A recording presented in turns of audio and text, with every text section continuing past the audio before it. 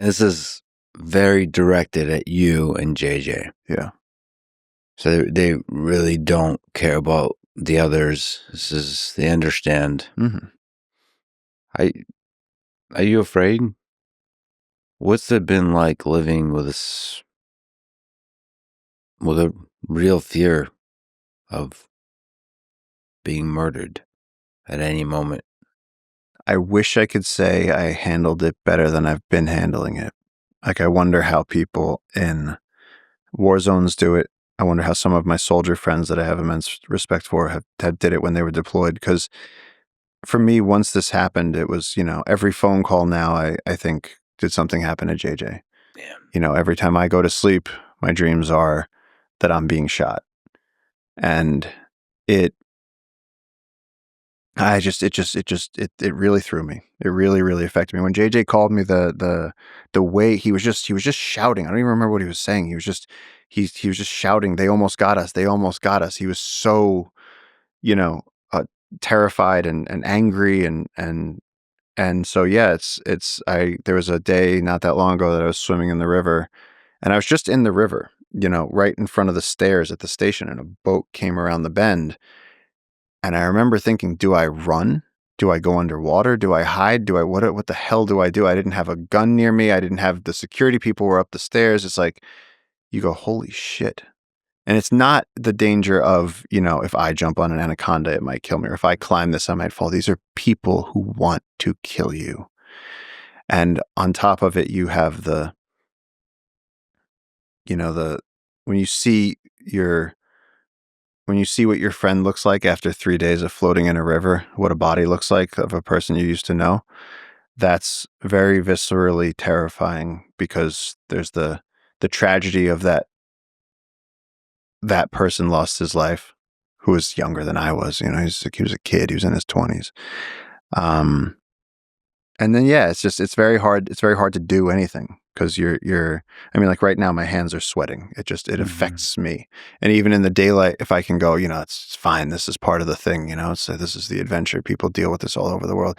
You can talk yourself tough. And then in those quiet moments, that 4 a.m. thing, you wake up and you go, fuck, why am I sweating? Why did I just have those dreams? Why is my heart racing? It's like you just have, it sinks its way into your subconscious and it's just not what we signed up for. It's like we wanted to just protect this beautiful place. And this is this whole new threat. We're not trained for this. We're not we're not police or military. And it's like we've now seen violence on a scale that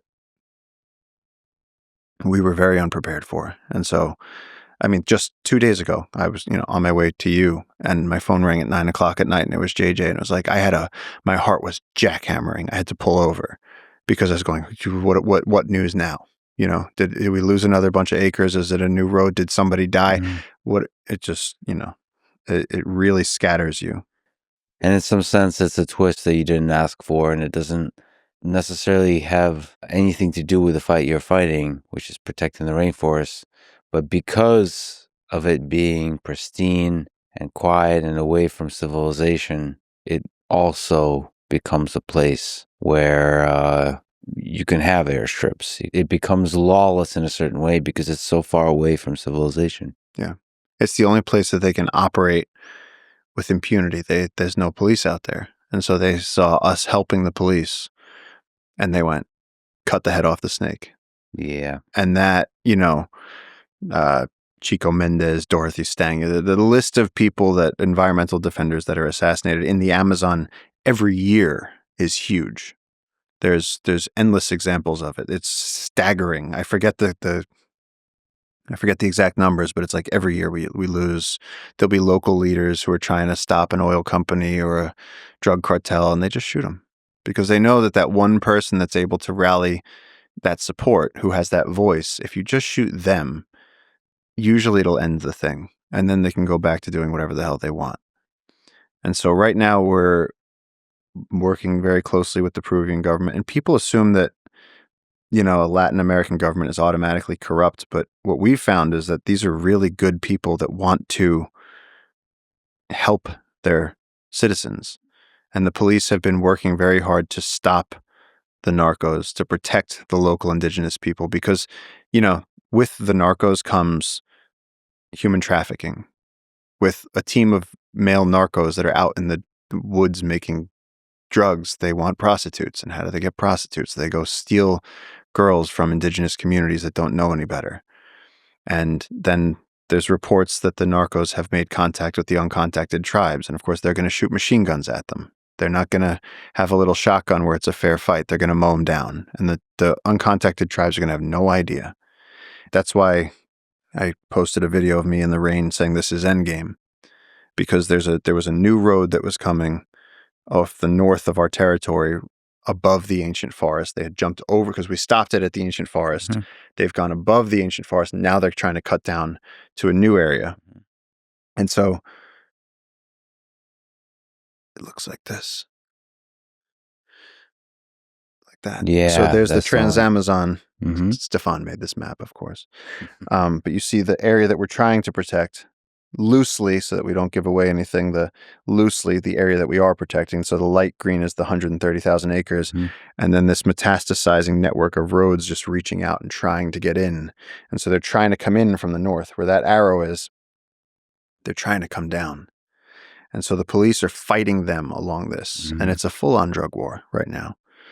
And so stopping that, securing this northern boundary. And so when I mean, again, just the power of what we have. When I posted this, I asked Stefan to show people the road and where it's going to go. Mm-hmm. We posted this video and said we have to protect this 100,000 acres right now. And all up here is uncontacted tribe territory. Mm-hmm.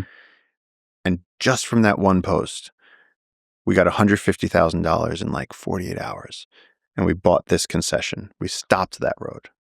But now they're up here and they're Mhm. trying to come down. So it's like, and this is the thing, again, you said, it's great. Yes, you get to be an adventurer and you get to live in the jungle, sure. But it's like, there's this Mission Impossible thing where it's like, you might get lucky enough to pull off your psychotic mission, jump your motorcycle off the train and parachute down and stop the bomb before it goes off. Great. How many of those do you get? And we're having to do it every month. And that's the thing. These amazing people that are supporting the Rangers allow us to patrol and protect this, because once we have this land protected, the interesting thing is that the police can go into any of the light green areas. If anybody's there, just arrest them. They're on Jungle Keeper's land. They're out. And eventually that land will become national park if we're successful. The problem with the land that's not is it's a gray area. It's the middle of the Amazon. Are they allowed to be here? Do they really have cocaine? Because they'll plant papaya for acres and a little bit of cocaine behind it. They'll put the sacks. They're sneaky. And so they have to build a case, and it takes time. And then the road comes in, and and in that time, then they'll knock off a police officer. And it's like, if we were just able to get this tomorrow, the whole problem gets solved. We could give the police 2 more boats, and then they could do all the patrolling they need. So the mission is clear. The mission is very clear. And the problem is that right now we've been playing defense and sustaining losses. And either we need to inspire enough people that the donor program goes through the roof, and instead of having several thousand donors, we have 50,000 donors, and we'll raise, what is it, we need $20 million to save the rest of the corridor. We'd raise $20 million overnight with enough people. Or we need one of these people that has the resources to come in like Batman and just go, I want the park named after me, and I'm just going to come in and give you the 20 million. And then we do it tomorrow. And then we make a documentary about how we saved a river and the tribe and the monkeys but right now we're begging on the side of the road for enough change to buy bullets so that we can stay alive.